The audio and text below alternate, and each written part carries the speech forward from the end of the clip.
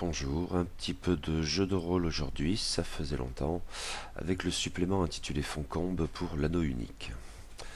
Si je suis suffisamment occupé en ce moment en matière holistique, avec en parallèle une campagne en tant que joueur et une autre en tant que maître de jeu, j'ai cependant envie de me tourner vers l'avenir. Mais quel avenir? En tant que MJ, j'ai dans ma ludothèque bien des jeux que j'aimerais creuser dans des styles bien différents.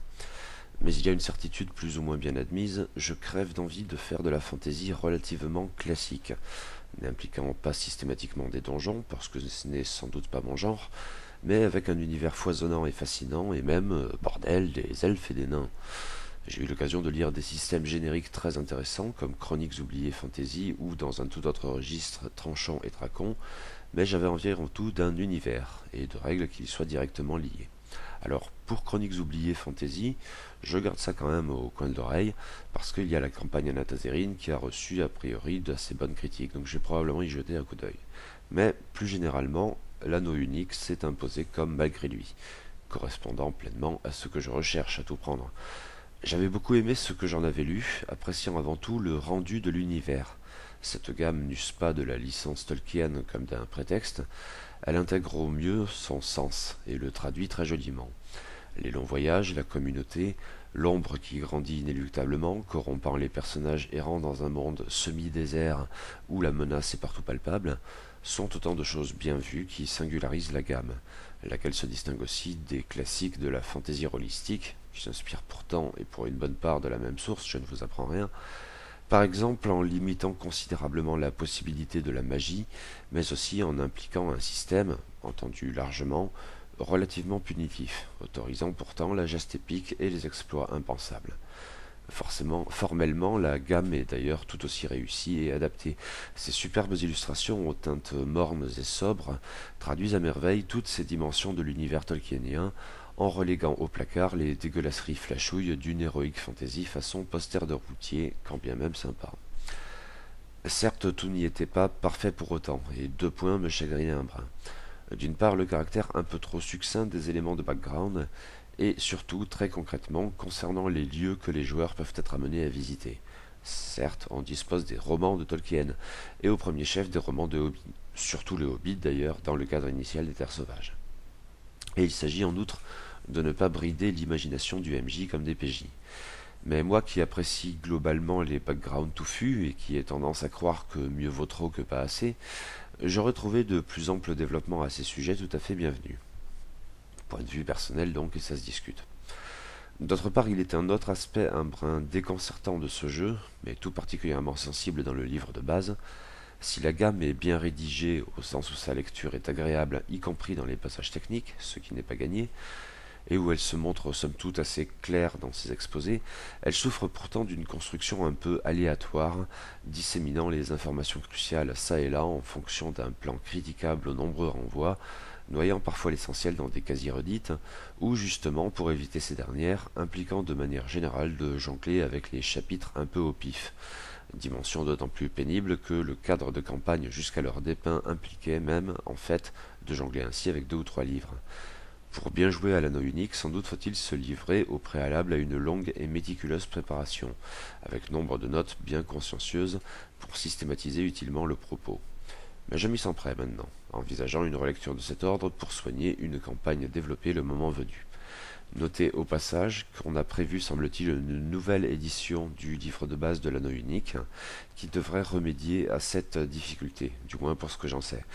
Bon, je doute de me la procurer vu que j'ai quand même l'ancienne et ça fait un petit peu redondant, mais il y avait un gros boulot à faire ici et il a été fait, semble-t-il. Avant cela, toutefois, j'ai voulu lire le dernier supplément paru en français, Foncombe, Rivendell donc. Alors son complément doit sortir à peu près maintenant, je crois, à peu près les vestiges du Nord.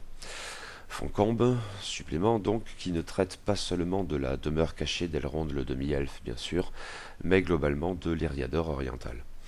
Nous avons franchi les monts brumeux qui marquaient la frontière occidentale de la gamme jusqu'alors, et envisageons désormais le pays qui s'étend à l'ouest jusqu'à Brie. Cette ville et ses environs immédiats ne sont toutefois pas décrits ici, mais réservés pour un autre supplément.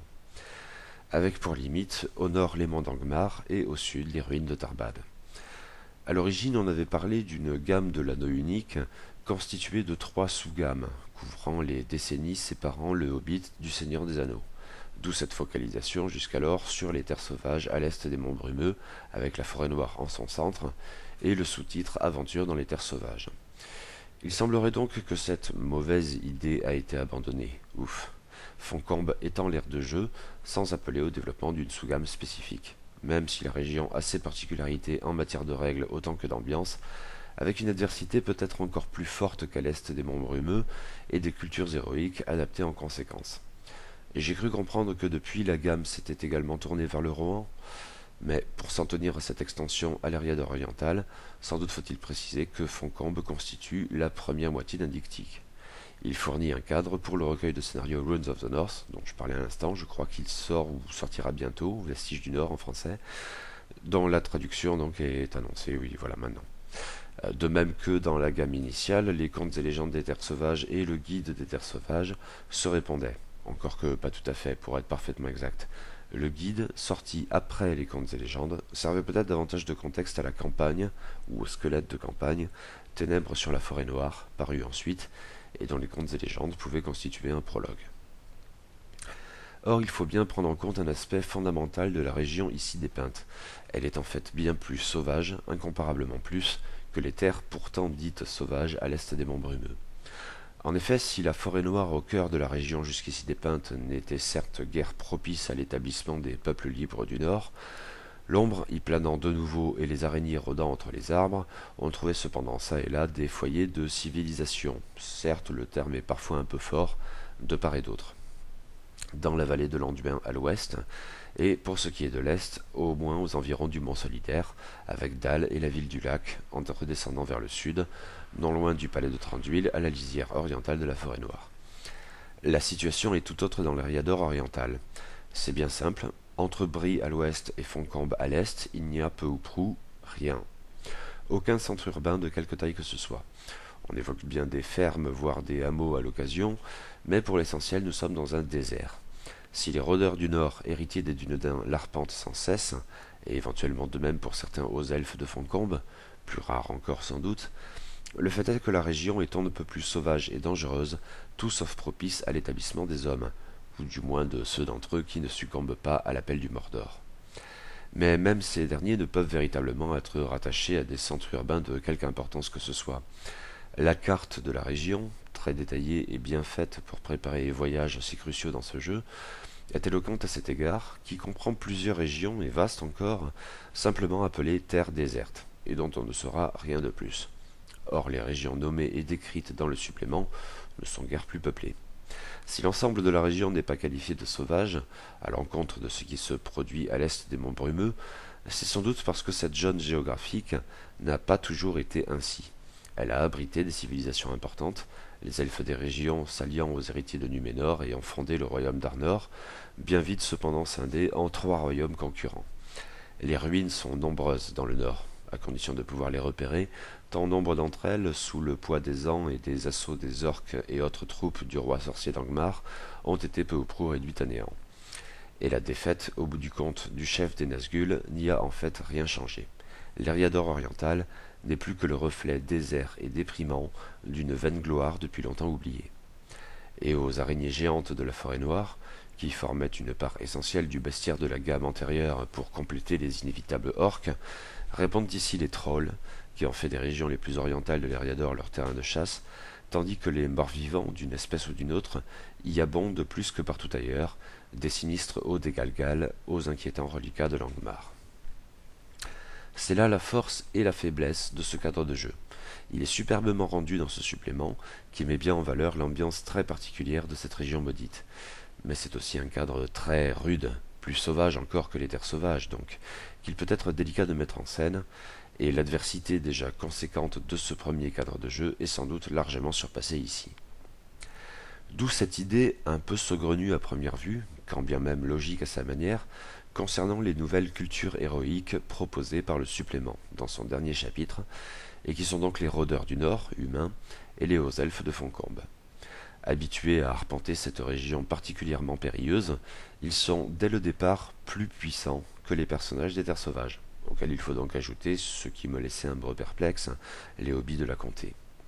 Si en contrepartie leur évolution ultérieure est plus lente, il n'en demeure pas moins que ces personnages tout juste créés sont d'emblée plus puissants que leurs homologues issus des autres cultures héroïques. Aussi est-il fortement recommandé de ne surtout pas les mélanger de la sorte, au début du moins. L'idée est plutôt de les intégrer dans un groupe d'aventuriers issus des terres sauvages, mais déjà suffisamment aguerris pour jeter un œil à ce qui se passe à l'ouest des monts Brumeux. Une contrainte à prendre en compte, qui se justifie, je suppose, même si, à tout prendre, je vois plus de raisons pour que des rôdeurs du Nord, durant leurs années d'apprentissage, ou des hauts elfes de Foncombe, en quête de connaissances à préserver, franchissent l'école vers l'Est plutôt que le contraire. Mais bon, on doit pouvoir adapter les groupes le cas échéant. Mais revenons en arrière. Le cadre décrit plus haut fait l'objet de 2 chapitres constituant clairement le cœur du supplément. Le premier, portant sur l'histoire de l'Eriador, est remarquablement bien fait, d'une lecture passionnante, et en même temps transmettant bien au lecteur le caractère passablement dépressif associé à la région. Tout au plus émettrais-je une très mesquine et pinailleuse remarque. Une chronologie aurait peut-être été utile, l'écoulement du temps dans la gamme ayant une importance toute particulière, en collant au plus près du canon tolkienien, et ce supplément précis semblant couvrir une période immédiatement postérieure à celle de la gamme des terres sauvages. L'agitation de Sauron en témoigne, on aura l'occasion d'y revenir. Le second et le plus long est donc géographique et décrit l'Eriador oriental, zone par zone. Comme dit plus haut, il y a cependant des terres désertes laissées absolument à la seule imagination du gardien des légendes, le cas échéant, ce que je trouve un brin regrettable tout de même. Mais le reste est très bien fait en donnant les informations utiles en matière de géographie générale, de faune, etc. et en décrivant aussi quelques lieux à visiter ou à fuir comme la mort, et des rencontres potentielles. Notons cependant que les rencontres positives se voient attribuer de brèves caractéristiques techniques dans le chapitre même, là où les négatives, qu'il s'agisse de PNJ génériques ou de figures personnalisées, se trouvent reléguées dans un chapitre de bestiaire consacré aux nouveaux monstres. Foncombe n'est donc pas exempt des bizarreries de plans, semble-t-il, inhérentes à la gamme. Mais globalement, c'est une réussite. Pour en finir avec le background, revenons brièvement sur le premier chapitre, Imladris, et qui décrit donc la maison d'Elrond le demi-elfe, que l'on peut bien sûr croiser, de même qu'Arwen, etc. Le format est comparable à ce que l'on a déjà pu lire dans les précédents éléments de contexte de la gamme. On y trouve l'essentiel et pas grand-chose de plus. Et j'ai donc tendance à trouver, mais ça c'est moi, que c'est tout de même un peu trop succinct. Il s'agit sans doute de laisser une marge au MJ, mais les plans assez pointilleux de la demeure et de ses environs ne bénéficient ainsi en rien de développement lié. Au boulot, gardien des légendes. En fait, du coup, la partie la plus intéressante de la description de Foncombe réside sans doute dans ses éléments techniques, avec la possibilité qu'elle devienne un sanctuaire, qu'Elrond ou même éventuellement le Conseil Blanc devienne un garant, et, surtout, les diverses entreprises, dont bon nombre de nouvelles et très spécifiques, que les PJ peuvent y accomplir durant la phase de communauté. Un certain nombre tournent autour du savoir, ce qui s'avérera très utile pour un chapitre ultérieur traitant des objets magiques. Il faut enfin mentionner un chapitre de bestiaire, consacré aux nouveaux monstres, certes appropriés avant tout à l'Eriador oriental, ne serait-ce que pour les très nombreux PNJ maléfiques singularisés qui figurent au milieu des créatures génériques, mais qui peut sans doute compléter un peu la faune monstrueuse des terres sauvages le cas échéant. Le bestiaire original était assez succinct. Notons d'ailleurs qu'on y trouve des éléments d'ordre plus général et parfaitement détachés des particularités locales. Des éléments techniques portant d'abord sur les adversaires puissants, on trouve même quelques gros machins intuables dans le lot. Les considérations de ce genre en jeu de rôle m'ont toujours laissé perplexe. Même à Donge, je n'ai jamais été porté à massacrer des déités des demi-dieux. Qui se voient attribuer des traits et aptitudes spéciaux. Ensuite, sur les morts-vivants endémiques de la région, mais dont on peut éventuellement rencontrer des spécimens au-delà. Restent 2 chapitres à commenter qui, à l'instar de ce qui vient tout juste d'être développé, ne sont pas spécifiquement liés à ce cadre de jeu, mais peuvent se montrer utiles pour toute campagne de l'anneau unique. On trouve tout d'abord un chapitre consacré, disons, aux objets magiques, ou du moins de valeur. Cet intitulé m'effrayait pas mal. Je redoutais pour le coup que le jeu sombre malgré tout dans la donjonnerie. En fait, ce n'est pas le cas. Les auteurs ont su éviter ce travers, tout en offrant la possibilité au gardien des légendes de semer dans sa campagne des trésors d'un ordre à part, aux capacités éventuellement amusantes. Magique est parfois un bien grand mot, la pondération reste globalement de mise. Mais les objets du genre que l'on trouve dans les écrits de Tolkien sont bien intégrés pour constituer des exemples cohérents. mais pouvant aussi, voire surtout, jouer un rôle crucial dans l'histoire. Car on y insiste, si la méthode ici décrite peut, le cas échéant, générer des objets magiques sur le pouce, ce n'est pas sans danger. Non, si la découverte de ces objets tiendra éventuellement du hasard, avec des règles simples sur les jets de trésors, le MJ doit quant à lui créer au préalable un index directement approprié à sa campagne. Y figureront de simples objets précieux, mais aussi des reliques merveilleuses, c'est-à-dire des objets magiques hors armes et armures, et des armes et armures fabuleuses, personnalisées pour qu'ils puissent servir la campagne en tombant dans les mains de qui en aura l'utilité, et par ailleurs dotés d'un nom et d'une histoire. Détail en apparence qui change pourtant tout. 3 exemples d'index en témoignent. Le premier approprié au cadre des terres sauvages, avec les personnages prétirés de ce cadre dans l'anneau unique. Un autre adapté à une éventuelle campagne en Eriador, les vestiges du Nord donc.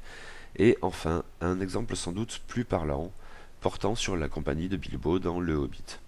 Mentionnons enfin qu'il se trouve des objets maudits et que le rôle de la corruption dans l'acquisition et l'utilisation de ces merveilles s'inscrit là encore pleinement dans les concepts tolkieniens. Une bonne surprise, c'est finalement très bien vu. Reste enfin un chapitre sur l'œil de Mordor. Sauron se manifeste de plus en plus, d'autant que nous sommes en principe quelques années après le début de la campagne dans les terres sauvages, comme défini dans le livre de base. Et ce n'est pas sans incidence pour nos héros, quels qu'ils soient d'ailleurs. Ils peuvent attirer son attention, chose toujours dangereuse. D'où l'idée de tenir un compte de la vigilance de l'œil, fluctuant au gré des situations et incidents, dépendant par exemple du nombre de personnages de la compagnie, de leurs origines, de la région où ils se trouvent, de leur démonstration de facultés hors normes voire magiques, etc. Passé un certain seuil, il en résulte la traque, qui n'est pas à prendre au pied de la lettre. Bien sûr, il ne s'agit pas de faire systématiquement apparaître une bien opportune bande d'orques de passage, jusque dans les limites de Foncombe, allons bon, mais bien plutôt pour le MJ de traduire d'une manière ou d'une autre une adversité plus forte, ou pesante, ce mot me paraît très indiqué. Plutôt que de confronter les héros à tel ou tel combat ou obstacle, l'idée sera donc d'exprimer une mauvaise volonté de la nature elle-même à laisser faire les choses, évocatrice d'un sombre destin, s'acharnant tout particulièrement sur la communauté. À condition de prendre bien soin d'éviter les solutions de facilité, il y a sans doute là un bel outil d'ambiance, et qui, comme toujours dans cette gamme décidément subtile, s'avère parfaitement approprié à l'univers tolkienien. Je relève cependant que, pour ce que j'en ai lu, le système me paraissait déjà assez sévère comme ça.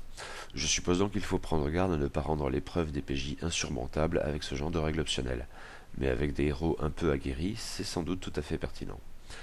Un bon supplément donc, mais à manier avec précaution. Il comprend un cadre aussi fascinant que rude, et des éléments techniques ou de background pouvant changer la perspective de jeu, d'où la nécessité de prendre bien garde à ce que l'on en fait. Peut-être pas indispensable, néanmoins bien vu. Il faudra sans doute le moment venu voir ce que les vestiges du Nord en fera, et je n'y manquerai pas.